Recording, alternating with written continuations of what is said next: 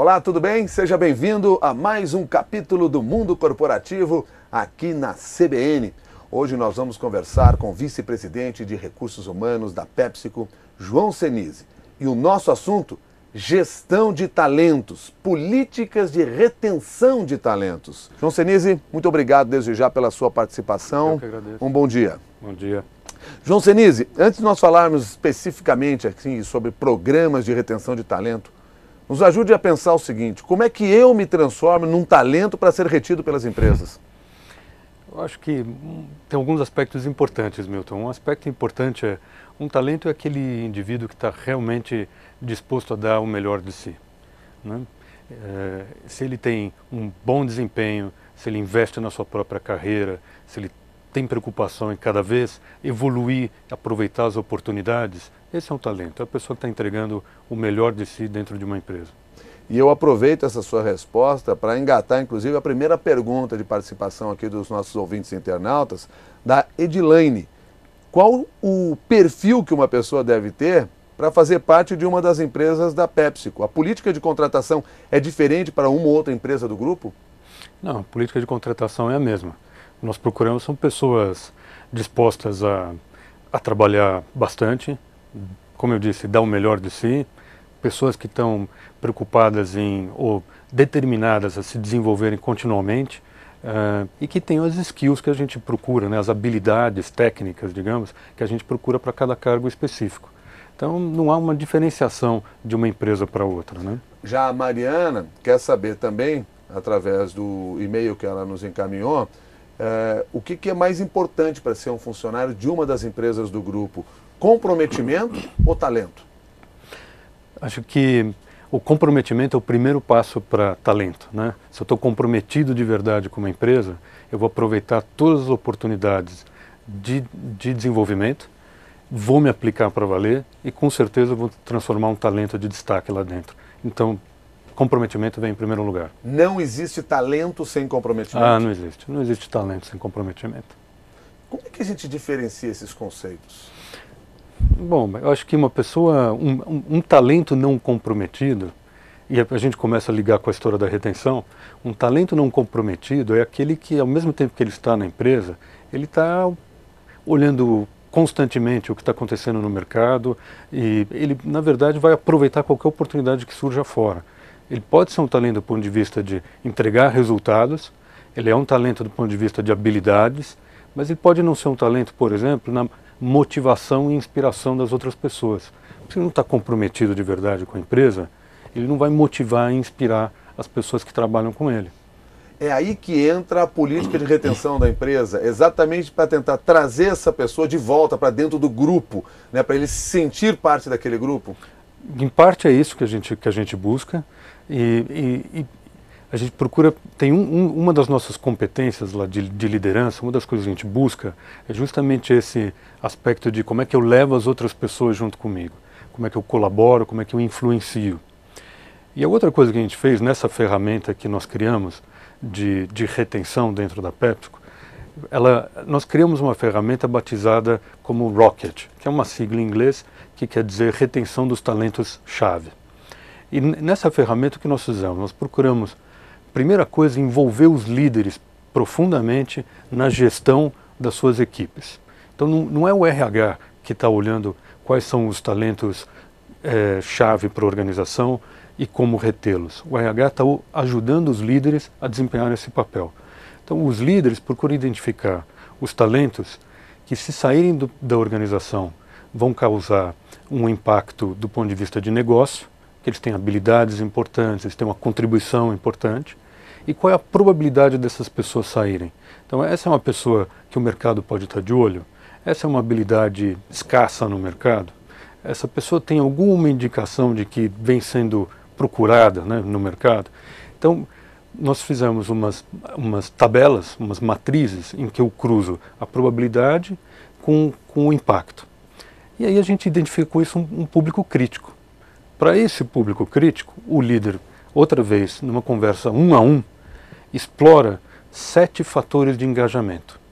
Então nós temos um conjunto de fatores de engajamento na PepsiCo. Então o líder senta com o indivíduo, ou com a indivídua e discute o que mais pega para você, o que de fato te prende na PepsiCo.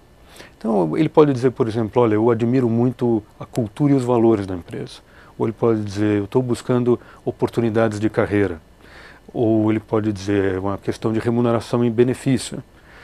Mas nessa conversa 1 a 1, a gente consegue fazer um diagnóstico mais preciso, mais detalhado. Bom, e esse programa ao qual você se referiu, o Rocket, ele está sendo aplicado há quanto tempo na empresa? Nós começamos no final do ano passado, em setembro, outubro do ano passado, fizemos um primeiro exercício. Demos uma primeira mapeada. E esse ano aplicamos outra vez, começou há 3 meses, para um público um pouco maior. Bom, nós temos aí um projeto então de mais ou menos um ano. Mais ou menos um ano. Praticamente completando um ano agora. É possível medir os resultados já? A gente começa a perceber algumas coisas, assim, Milton. Por exemplo, para nossa surpresa, muitas vezes a gente pensa, bom, retenção precisa ser atacado primordialmente com uma questão salarial. Então uma coisa que nós percebemos é que nessa conversa 1 a 1, muitas vezes o funcionário ou funcionária diz o seguinte, não, olha, o que está me fazendo falta é, por exemplo, uma flexibilidade no horário de trabalho. Ou o que está me fazendo falta é perceber qual é a minha próxima oportunidade de carreira. E não necessariamente uma questão de remuneração. Então, a gente consegue perceber os resultados, em parte porque nessas conversas fica muito mais claro o que é que me retém. A outra coisa é que nós fazemos pesquisas de engajamento. Então agora terminando, fizemos a pesquisa de engajamento, o resultado deve chegar em outubro, nós ainda não temos o resultado formal. Mas eu diria assim que no boca de urna a gente já percebe que o resultado desse ano vai ser melhor que o resultado do ano passado. Então o índice de engajamento parece que será maior esse ano. Qual é hoje o índice de rotatividade de funcionários no Grupo PepsiCo? O Grupo PepsiCo é muito grande no Brasil, né? São 11 mil funcionários. Então a gente tem índices de rotatividade diferentes, se eu pego a linha de frente, se eu pego o pessoal administrativo, né? Então eu diria que um índice médio da ordem de 5 a 6%, que não é alto, né? Um índice médio. E por que vocês sentiram a necessidade de desenvolver esse programa especificamente nesse período de um ano? Porque não é algo que já começou há muito tempo, começou no ano passado. Exato. O que levou a isso? Que cenário é esse? Acho que existe um cenário que é o cenário de mercado externo. Então, o Brasil está vivendo uma economia bastante aquecida, então o mercado de talentos está muito aquecido, né? Então nós percebemos que existiu uma movimentação muito grande no mercado. Então nós nos antecipamos, bom, vamos entender o que é que prenderia mais fortemente os nossos colaboradores na organização, né? Antes que eles fossem pesadamente assediados pelo mercado. Bom, assediados eles são, mas antes que eles decidissem seguir esse assédio. Antes né? que ele aceitasse exatamente, esse assédio. Exatamente. Então foi, em parte, essa avaliação do que está acontecendo no mercado, e em parte porque a gente considera que é importante mesmo um trabalho desse tipo, do Rocket, ligado com a nossa pesquisa de engajamento, né? Bom, nós estamos conversando com o João Senise, que é vice-presidente de recursos humanos da PepsiCo. O nosso assunto hoje é retenção de talentos e você pode participar dessa nossa conversa também, encaminhando aqui a sua pergunta, sua sugestão. Os nossos caminhos. Primeiro o Twitter, o @Jornal da CBN. Em seguida tem também o e-mail mundocorporativo@cbn.com.br. O Marcelo encaminhou sua pergunta para nós aqui. Marcelo, nosso ouvinte internauta, quer saber, na sua experiência, Senise, o que mais atrai o colaborador, funcionário, a querer continuar trabalhando nas empresas da PepsiCo? Olha, Marcelo, tem um fator de engajamento e de retenção que é muito importante, eu diria não só na PepsiCo, mas em quase todas as organizações, mas na PepsiCo em particular, que é a qualidade da liderança. A qualidade da liderança é um fator-chave. Costuma-se dizer nas grandes organizações que as pessoas não deixam as organizações, elas deixam seus chefes. Então nós trabalhamos muito na questão do desenvolvimento da liderança. Quando nós olhamos resultados de algumas pesquisas internas, a aprovação da nossa liderança vem aumentando sensivelmente dentro da organização.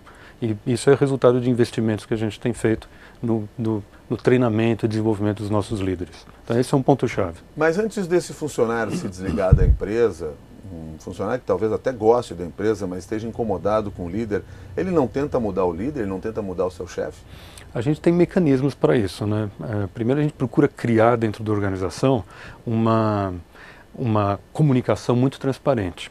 Então a PepsiCo tem como valor a autonomia, a confiança, a responsabilidade das pessoas e promove comunicações transparentes. Então, se a relação direta com o líder está muito difícil, esse colaborador, essa colaboradora tem outros mecanismos para se manifestar. Os líderes passam por avaliações 360, passam por avaliações 180, então são avaliações feitas por chefes, pares e subordinados. Ou avaliações 180, que é do líder para o time direto dele. E esses resultados todos fazem parte da avaliação de desempenho dessa pessoa. Então a gente consegue perceber quando a coisa não vai bem. Um bom líder consegue reter mais talentos do que a empresa é capaz de fazer com seus talentos? Eu acho que essa é uma pergunta interessante, Milton, porque, na verdade, a empresa é formada pelos seus líderes. Então, se os líderes conseguirem reter os seus talentos adequadamente, no fundo, a empresa está retendo os seus talentos. O que eu diria, assim, talvez se eu fizesse sua pergunta ao contrário, eu diria que a empresa não vai conseguir se os líderes não fizerem o papel deles. Quer dizer, empresas que começam a trocar muito de funcionário, a gente tem que, antes de olhar para os funcionários que estão indo embora, olhar para o chefe deles. Provavelmente, eu não generalizaria porque pode ter casos específicos, mas provavelmente passa pela qualidade da gestão, pela qualidade da liderança. Ao mesmo tempo eu imagino que, de acordo com a geração, há mudanças em relação ao que realmente retém um talento, o que faz com que ele permaneça numa empresa. Isso. Dos mais jovens para os mais velhos. Como é que nós podemos identificar essas diferenças e como vocês identificam através do trabalho que vem realizando? Então, por exemplo, o Rocket é uma forma de identificar. Porque na hora que eu sento com um colaborador, uma colaboradora, apresento 7 fatores de engajamento e pergunto o que é que te retém, eu individualizo essa conversa. Eu não estou aplicando uma receita comum a todos. Eu estou procurando entender dessa pessoa o que a retém. Então, por exemplo, a gente percebe para a geração Y, fatores como a qualidade da liderança e qualidade de vida são bastante importantes. Oportunidades de carreira também muito importante. Quando você pega o pessoal que tem mais tempo de casa, o pessoal com mais tempo de experiência, a liderança continua sendo um fator importante. O desafio que eu tenho no meu cargo atual também ganha relevância e remuneração e benefício ganha também uma relevância maior. Então é interessante, a gente consegue identificar isso nas diferentes gerações. Já que nós estamos falando de gerações diferentes e nós nos referimos aqui aos mais jovens, tem uma pergunta do Lucas, ouvinte internauta. Ele é universitário e diz que ele tem visto empresas que vão até as universidades para oferecer ofertas de estágio. Por que existe esse tipo de política, sendo que o mais lógico seria os universitários irem atrás das empresas? Isso tem a ver com reter talentos? Tem a ver um pouco, Lucas, com reter, mas tem bastante a ver com atrair talentos. Que história eu vou lá contar na universidade? Às vezes as pessoas não conhecem de fato as empresas, né?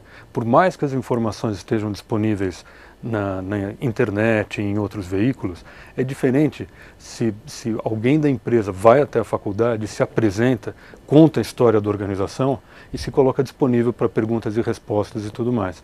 Então é uma questão de uma comunicação mais ampla, né, com esses potenciais estagiários e talentos, né? Em determinado momento aqui, você se referiu, João Senise, à questão da flexibilidade do horário, que às vezes é uma demanda que ocorre. Como é que numa corporação como essa a gente pode atender esse tipo de demanda entre os funcionários? Se há uma linha de produção toda envolvida nesse processo?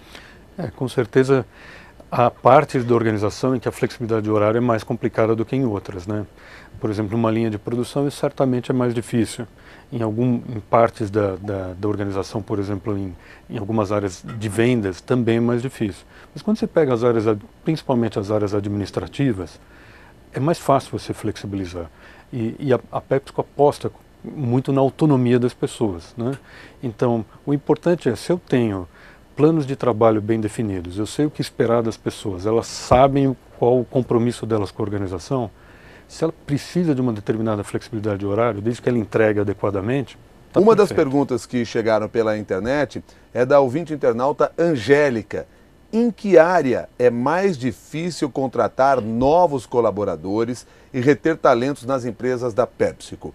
Pesquisa, produção, administração, vendas? Olha, Angélica, há algumas áreas, eu diria, que podem ser mais difíceis porque requerem habilidades mais específicas. Quando você pega, por exemplo, uma área como entendimento do consumidor. Entendimento do consumidor é uma habilidade bem específica. Então, o que é que a gente busca nesses casos? São pessoas que já têm uma bagagem, uma experiência, e aí não tem tanta gente disponível no mercado. Então, varia um pouco de área para área. Nas áreas, por exemplo, de manufatura, o desafio que tem ocorrido na PepsiCo é que o nível tecnológico das nossas operações, ele vai avançando, né? À medida que a gente procura mais eficiência e tudo mais. Então você precisa de pessoas cada vez mais preparadas para ingressar. Então eu diria que tem algumas áreas onde é mais difícil, outras menos, mas a gente procura sempre manter um nível bastante alto no momento da contratação. Já o Daniel quer saber o seguinte, falando da área de base da empresa, produção, como lidar com a falta de mão de obra versus remuneração? É preciso ter um bom salário para garantir essa mão de obra que você já qualificou? A gente volta um pouco na questão de como é que a gente retém as pessoas, né? Salário é um dos fatores, mas existe uma série de outros fatores. Ele estava falando aqui de manufatura. No caso da manufatura na PepsiCo, nós temos nas nossas fábricas de salgadinhos, né? Das marcas Cheetos, Ruffles, Doritos. Nessas fábricas de salgadinho, nós temos um programa que se chama Times Autogerenciáveis. Então, qual foi a proposta desse programa? Foi alavancar o desenvolvimento do pessoal de fábrica, transformando os operadores em operadores multifuncionais e ensinamos para esses operadores noções de estatística, qualidade, gestão de pessoas e etc. Então, hoje eles se sentem muito mais capacitados do que a média do mercado. Então, eles têm mais autonomia, eles têm atribuições mais pesadas, eu diria, eles têm mais responsabilidade e se sentem muito valorizados por isso. Então, é interessante porque você conversa com um desses operadores multifuncionais, eu escutei de um deles o seguinte: eu recebo propostas do mercado, às vezes, que me pagariam mais, mas o meu nível de autonomia e responsabilidade nessa outra empresa, nessa outra fábrica, não seria o mesmo. Então eu não ganho com isso, eu prefiro ficar aqui. Quer dizer, o operador de fábrica vira um tomador de decisão. Ele é um tomador de decisão. Agora, isso não funciona numa empresa centralizadora, porque é entregar a responsabilidade na mão de uma outra pessoa. Exato. Não há um risco nisso? Há um risco, mas se a empresa tem como valor autonomia, confiança e responsabilidade, o risco faz parte do jogo. É que eu usei aqui essa expressão, empresa centralizadora. É possível que em uma empresa que tem um estilo centralizador, é possível implantar um programa de retenção de talentos também? Também. Uma empresa centralizadora também poderia implantar. Quer dizer, mas aí você foge, por exemplo, porque nós falamos aqui várias coisas. Por exemplo, nós falamos dos líderes, da capacitação dos líderes. Um bom líder retém pessoas na empresa. Nós acabamos de falar aqui em autonomia para funcionários. Essas são expressões que não funcionam muito bem numa empresa centralizadora. Ou funcionam? Acho que não funcionaria. Não funcionaria. Não funcionaria. Porque teria que adaptar, então, um programa de retenção. Empresas assim, o que acaba retendo mais um talento, um profissional bem qualificado, é o salário mesmo? Normalmente, empresas mais centralizadoras focam em remuneração e benefícios. E nem sempre é isso que retém os melhores talentos. E aí eu fico imaginando, deve ser mais caro, então, reter um talento numa empresa assim. Com certeza. A implantação de programas como esse que vocês desenvolveram na PepsiCo, hoje já é uma unanimidade no país? No Brasil, as grandes corporações têm trabalhado com essa ideia? Olha, eu participo de alguns grupos, né, de profissionais de recursos humanos, etc. Tem várias empresas abordando a questão da retenção de uma maneira mais ampla. Então, não só focando em remuneração e benefício, mas olhando quais são os outros fatores de engajamento. Então, acho que a PepsiCo saiu com essa ferramenta que é o Rocket, né, a retenção de talento-chave, que é bastante inovadora até dentro do mundo PepsiCo, mas tem outras grandes organizações também ampliando o conceito de retenção. Porque esse foi um programa desenvolvido no Brasil, ele não foi importado. Ele foi desenvolvido no Brasil, nós desenvolvemos aqui. Nos outros países, existem programas que se assemelham a esse? Existem outras estratégias para a retenção? São características diferentes? Nos outros países também eles usam alguns instrumentos de retenção, vários. Eu acho que a diferença do Rocket, do que nós fizemos no Brasil, foi uma combinação da identificação de um talento que é chave, com os fatores de engajamento, trazendo a conversa para um nível individualizado e fortalecendo a relação entre líder e liderado. Acho que esse foi o diferencial da ferramenta desenvolvida no Brasil. O Machado pergunta o seguinte: como é que é a política de participação dos lucros na PepsiCo? A PepsiCo tem um programa bem amplo, Machado, de participação em lucros, que é aplicado a todos os funcionários. Então, em fábricas, em vendas, no nível administrativo, todos os funcionários têm participação em lucro.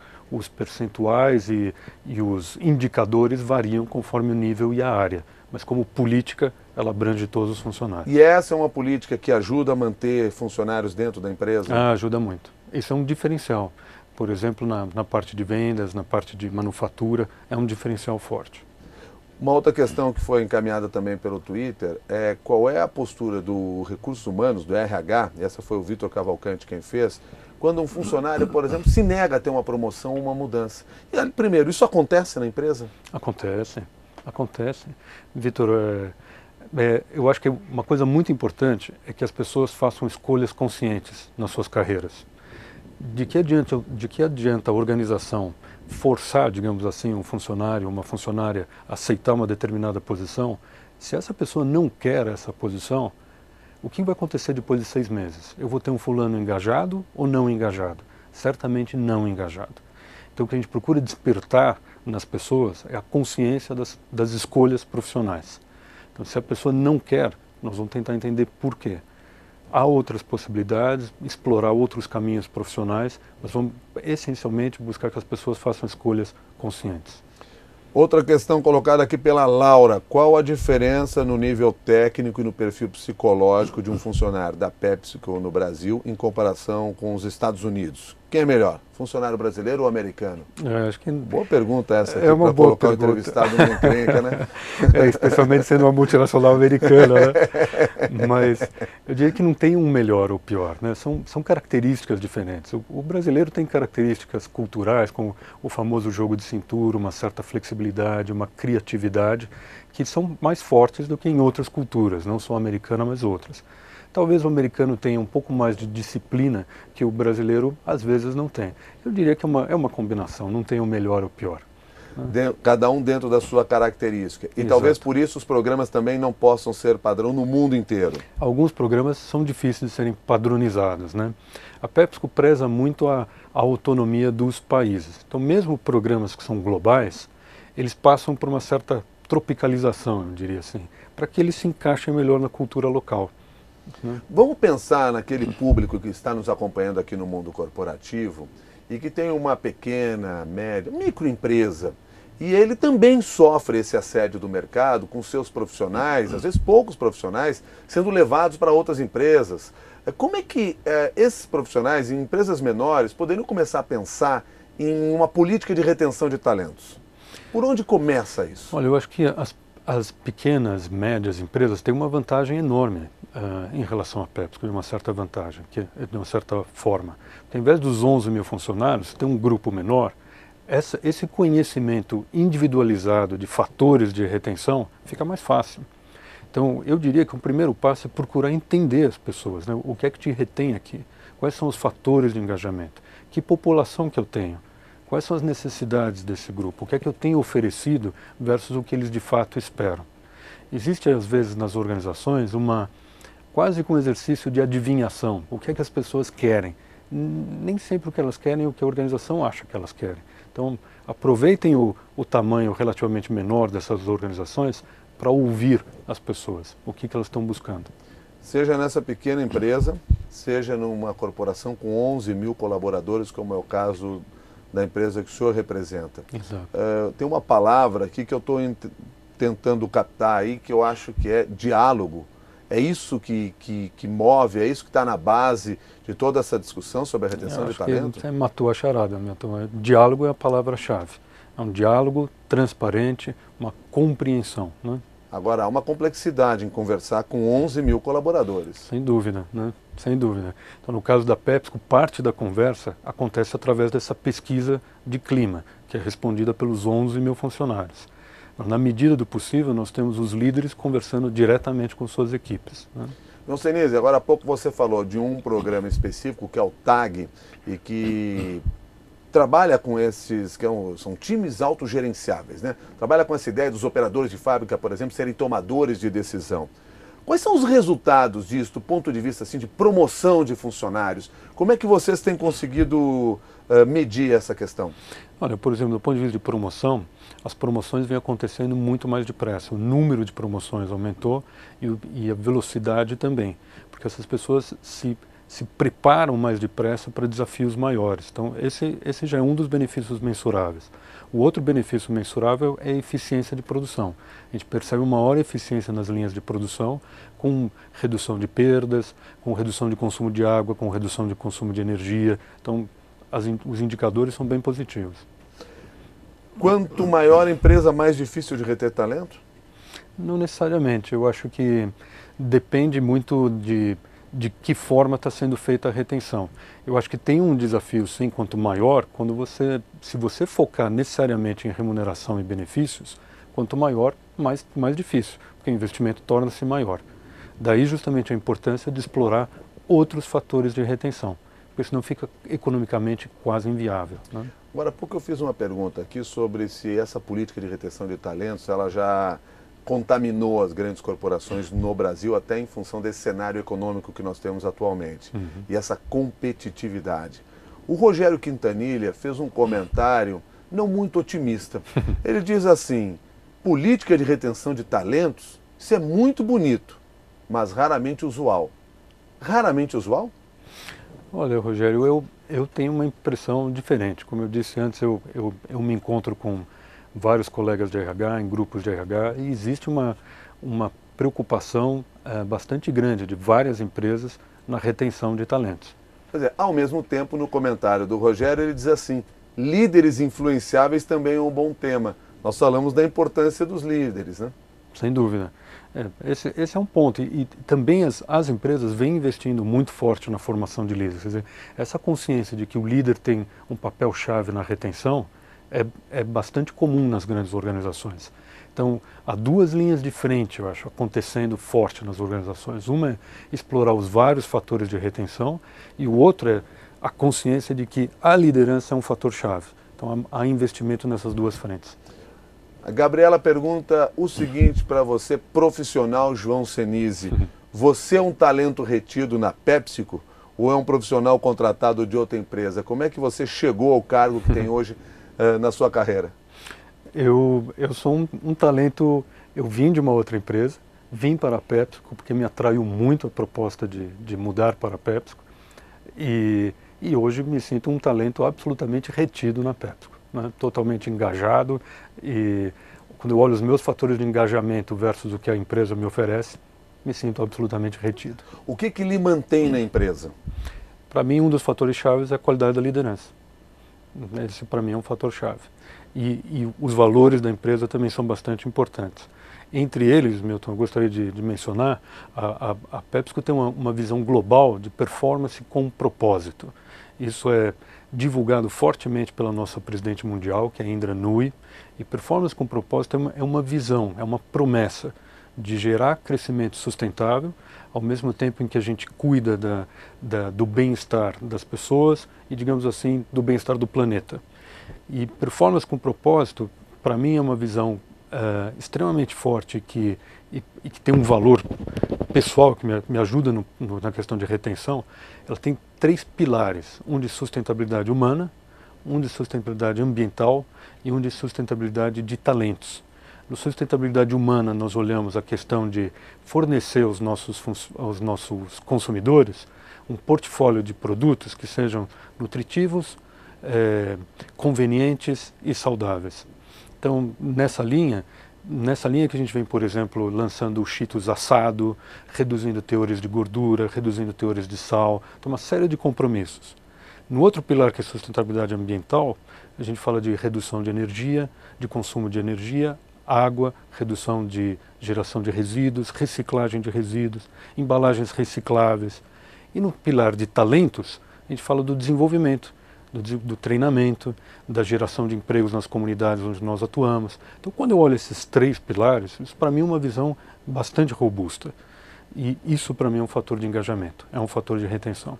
Postura ética é importante para que um funcionário permaneça naquela empresa? Eu acho que é cada vez mais importante, Milton. Você comentou antes das gerações, principalmente para as novas gerações, compromisso social, postura ética é um fator muito importante. E para a gente concluir a nossa conversa, pergunta do ouvinte internauta Leandro. Qual o peso da meritocracia na política de retenção de talentos e promoção na sua empresa?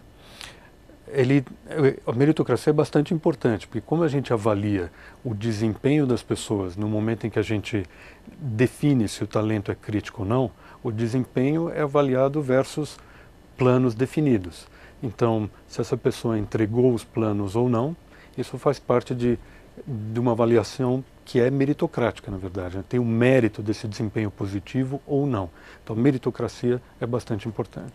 Dom Senise, deixa para nós aqui um conselho final dessa nossa conversa em relação aos talentos. Aqueles que ainda querem ser talentos e aqueles que são talentos hoje, mas que parecem não são muito fiéis a essa história de vou vestir a camisa e permanecer aqui o resto da minha vida.